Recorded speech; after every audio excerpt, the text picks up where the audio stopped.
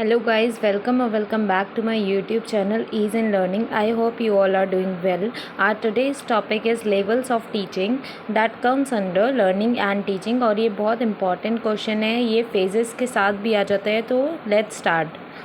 ये आप जो देख रहे हैं इस पिक्चर में, ये लेवल्स ऑफ टीचिंग है. सबसे नीचे जो मेमोरी लेवल है ये फर्स्ट लेवल है, देन अंडरस्टैंडिंग लेवल है एंड देन रिफ्लेक्टिव लेवल है.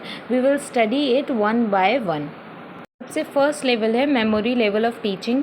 इसको थॉटलेस लर्निंग भी कहा जाता है. इसका मीनिंग जान लेते हैं. It is a memory level of teaching in which the teaching is done to provide text book knowledge.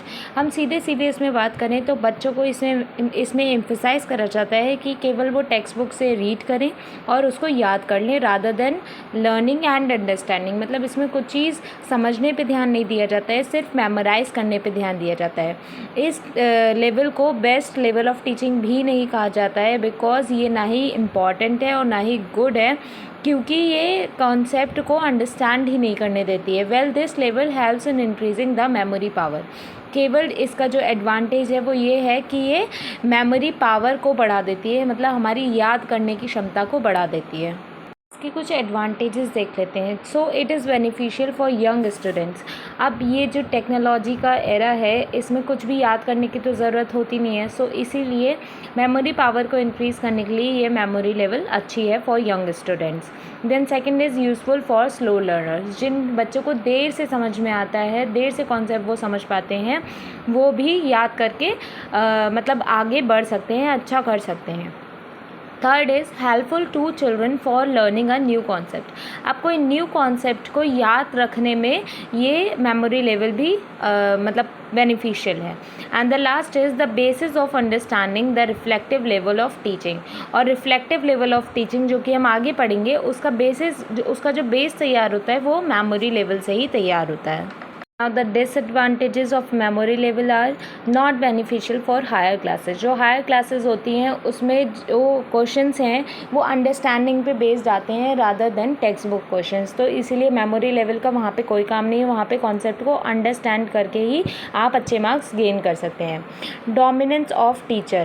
इसमें जो teacher है उसका dominance रहता है कि मतलब बच्चे जो है वो अपनी pace learning कुछ कर ही नहीं पाते, अपना understand कुछ कर ही नहीं पाते अपने आप से. सिर्फ टीचर जो पढ़ाता है सिर्फ वो याद रखते हैं. Loss of recall and retention. अगर आपने कुछ रटा और आप एकदम से एग्ज़ाम में भूल गए तो आपको आगे का पूरा जितना आपने याद करा है आपको कुछ भी नहीं याद आएगा. लेकिन अगर आप अंडरस्टैंडिंग पे आप एग्ज़ाम देने जाते हैं तो आपको जो समझ में आया है वो आप आराम से अपनी ओन लैंग्वेज में लिख सकते हैं. Interaction level is low in the classroom.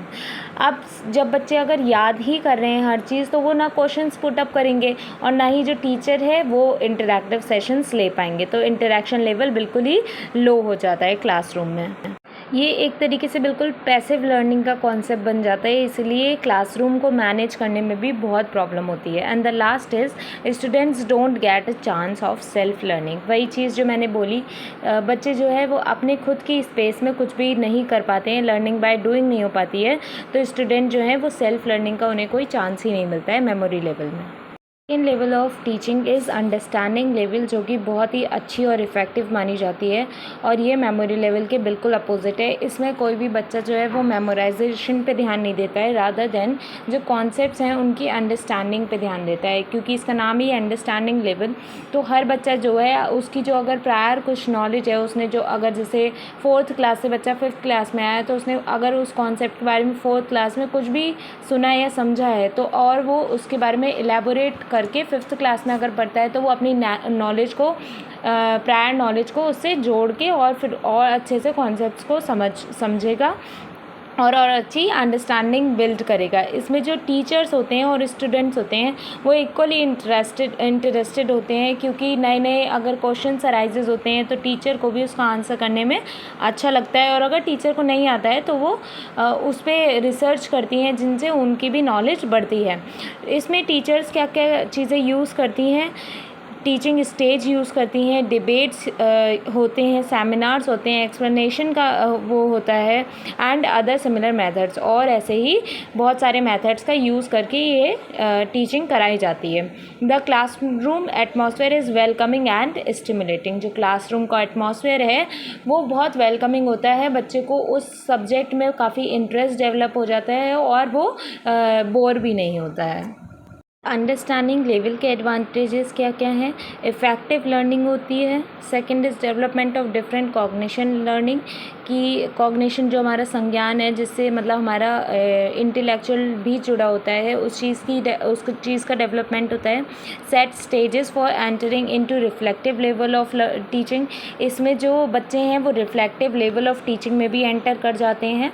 And the interaction level is very good. Interaction मतलब टीचर स्टूडेंट्स का जो इंटरेक्शन लेवल है वो बहुत अच्छा होता है।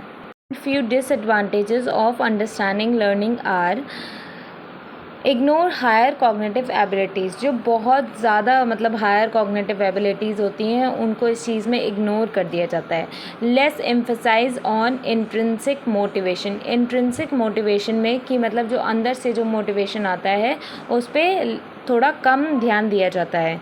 नो इंडिविजुअल लर्निंग, इसमें कोई भी इंडिविजुअल अलग से लर्निंग नहीं करता है। जैसे कि जो स्लो लर्नर्स होते हैं, अगर उनको अंडरस्टैंडिंग में कुछ दिक्कत हो रही है तो उन पे ज़्यादा ध्यान नहीं दिया जाता है, और ये टीचर सेंटर्ड होता है कि टीचर जैसे पढ़ा रही है वही बच्चों को समझना पड़ता है इसमें।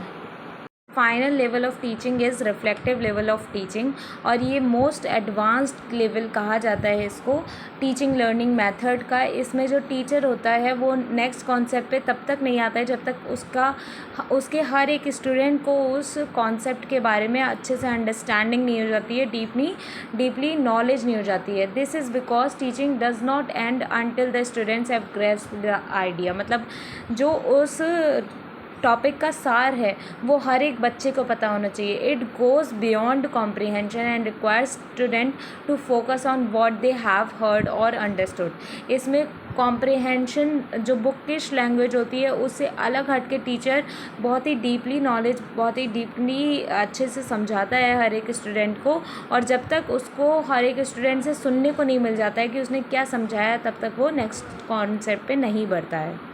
अब इसको प्रपोज किसने किया था, इस लेवल को कौन लाया था? So Hunt and Bigge developed the reflective model, so it is known as Bigge and Hunt teaching model. इसको हंट एंड बिज का टीचिंग मॉडल भी बोला जाता है। ये हाईएस्ट लेवल है टीचिंग लर्निंग एक्टिविटी का, और उन दोनों के अकॉर्डिंग ये मतलब जो क्लासरूम का एटमॉस्फेयर है वो ऐसा डेवलप होना चाहिए जो कि वो अलाइव लगे, कि मतलब जीता जागता लगे, एग्जिस्टिंग लगे, कि मतलब कई सालों से उसमें ऐसी ही पढ़ाई हो रही है, और क्रिटिकल मतलब डीप नॉलेज उसमें दी जाए, बच्चों तक पहुंचाई जाए।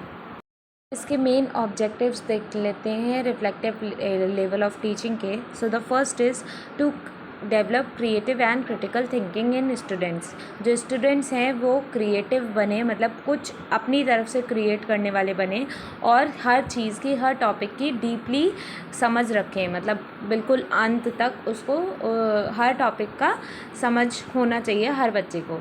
Second is to develop the ability of decision making and independent thinking in students.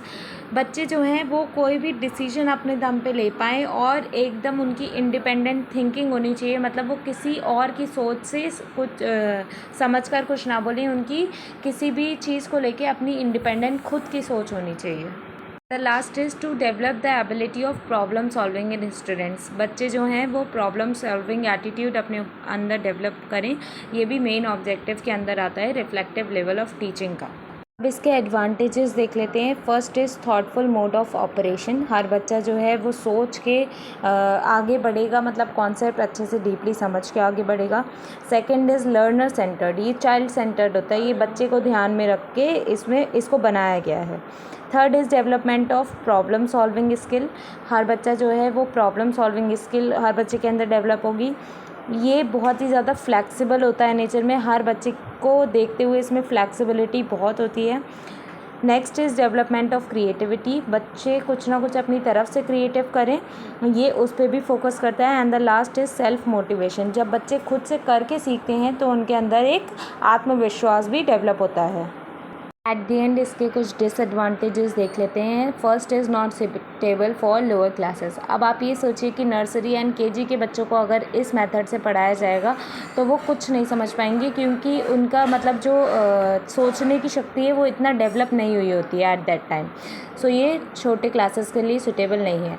ये टाइम कंज्यूमिंग प्रोसेस है। अगर एक ही कॉन्सेप्ट पे रुका जाए, मतलब हर बच्चे को देख के आगे बढ़ा जाए, तो ये बहुत टाइम कंज्यूम कर लेता है। Third is not suitable for Indian classroom. Indian classroom में हर तरीके का बच्चा बैठता है, स्लो लर्नर भी बैठता है और बहुत ज़्यादा IQ वाला भी बच्चा बैठता है, इसलिए ये इंडियन क्लासरूम के लिए सुटेबल नहीं है। Fourth is not applicable for dull students. वही चीज़ है, अगर जिनका लोअर IQ है ये उनके लिए भी एप्लीकेबल नहीं है। And the last is the burden on the teachers. Teachers पे बहुत बर्डन होगा अगर वो हर बच्चे को देखते हुए अपना कॉन्सेप्ट को पढ़ाएंगे। This was all about levels of teaching. Thank you for watching my video. And अगर आपको मेरा कंटेंट पसंद आ रहा है so share it with your friends and do not forget to like and subscribe to my channel.